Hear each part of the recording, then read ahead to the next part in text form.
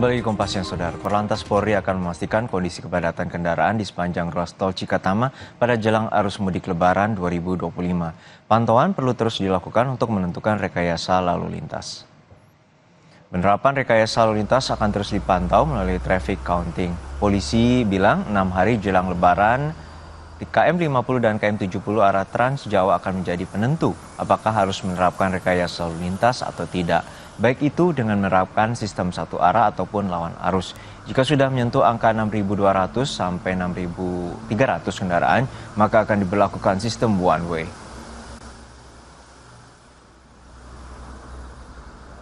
Di lapangan mengenai pelaksanaan mudik pada tahun ini, dan baru saja kita juga menyelenggarakan rapat untuk mendengarkan laporan teknis di lapangan. Jadi sejauh ini persiapan sudah matang, kita sudah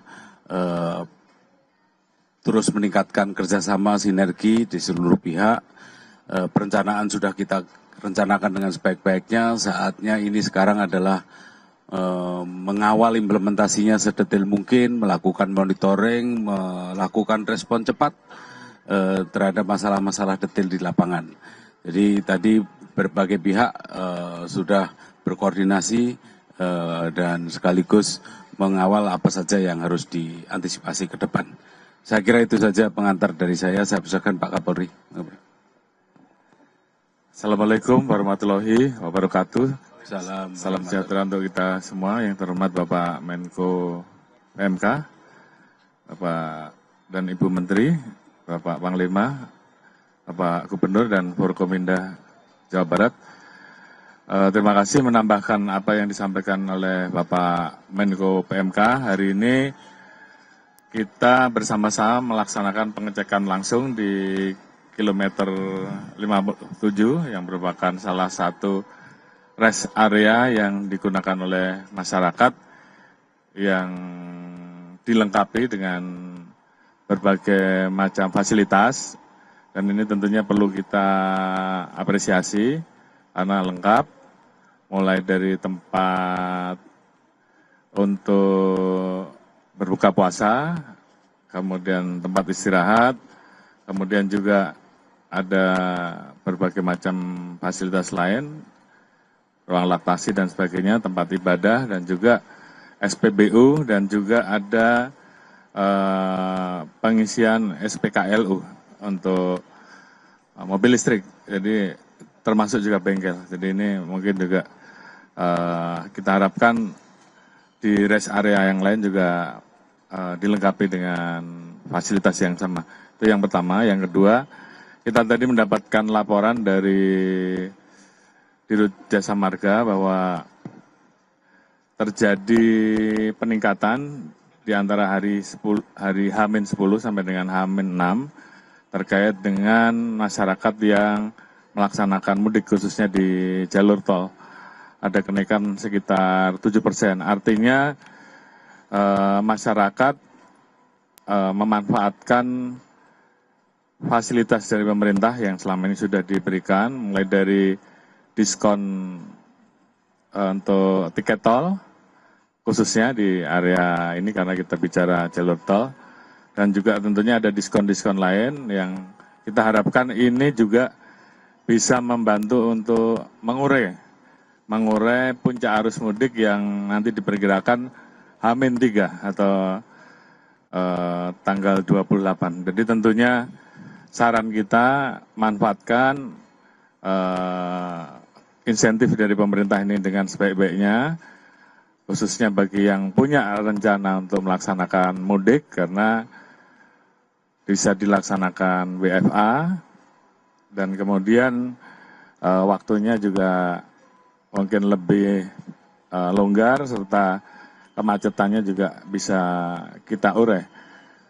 Namun demikian, kita tetap mengantisipasi apabila terjadi kepadatan tadi di kilometer 50 sebagai daerah untuk memantau kepadatan, dan kita sudah mempersiapkan berbagai macam rekayasa, mulai dari pengaturan ganjil genap yang sudah berjalan karena sudah ada SKB-nya.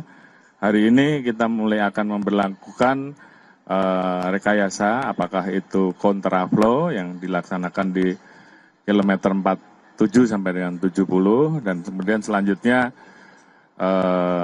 apabila memang dibutuhkan, kita juga persiapkan one way. Namun tentunya ada batasannya, ketika masih di bawah 7.000 kita perlakukan kontraflow, pada saat sudah di atas 8.000 baru kita lakukan one way. Dan ini tentunya akan diinformasikan kepada masyarakat sebelumnya melalui jalur-jalur media yang kita miliki, media sosial, kemudian media mainstream, rekan-rekan dari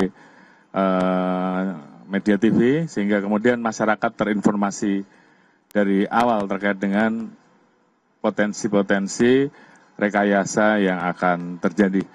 Terima kasih Pak Gubernur juga sudah membuat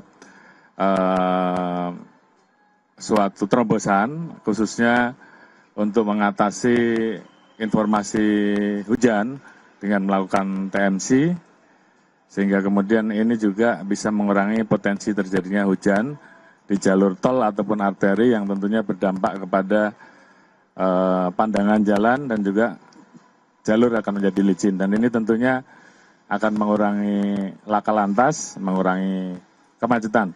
Beliau juga tadi menyampaikan ada terobosan untuk mengganti ongkos bagi angkot, kemudian becak, andong, dan ojek. Ini tentunya juga menjadi salah satu solusi, khususnya nanti pada saat hari H atau H+1 biasanya akan terjadi kepadatan di jalur arah puncak. Mudah-mudahan ini juga bisa membantu. Yang jelas tentunya kami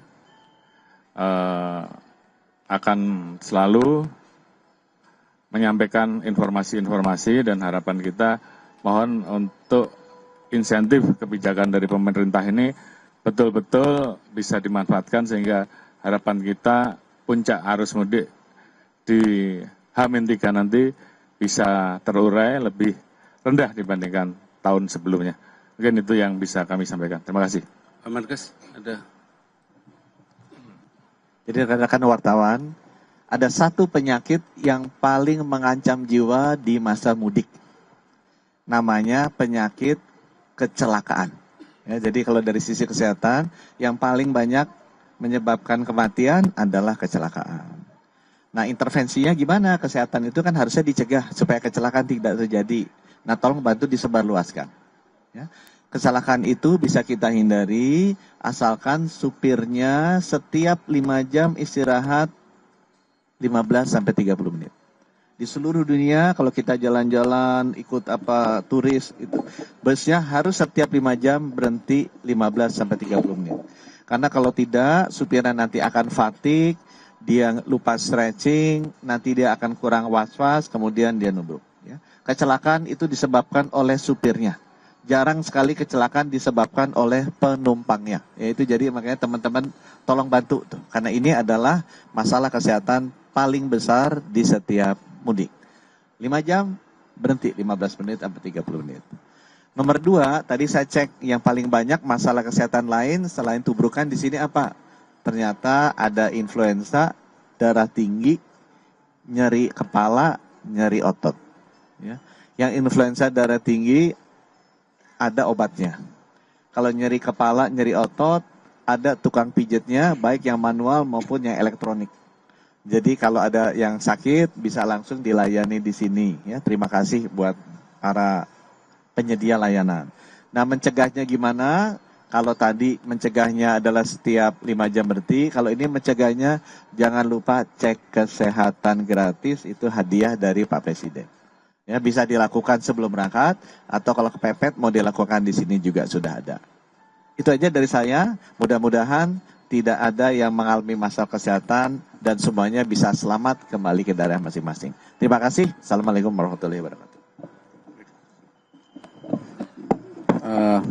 Dalam hal ini TNI menyiapkan personil sebanyak 66.714 personil yang akan diperbantukan kepada Polri, dan sebagian akan standby di satuannya untuk menghadapi apabila terjadi bencana alam, itu untuk perbantuan kepada masyarakat. Selain personil, TNI juga menyiapkan 9 pesawat udara dengan jenis Hercules, kemudian CN, Kasa.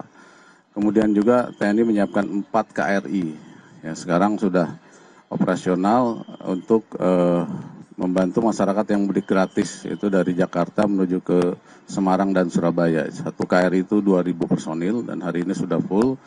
Kemudian juga menyiapkan helikopter apabila dibutuhkan dan ambulan, kemudian heksapator, pemadam kebakaran, kendaraan derek kita siapkan. Terima kasih.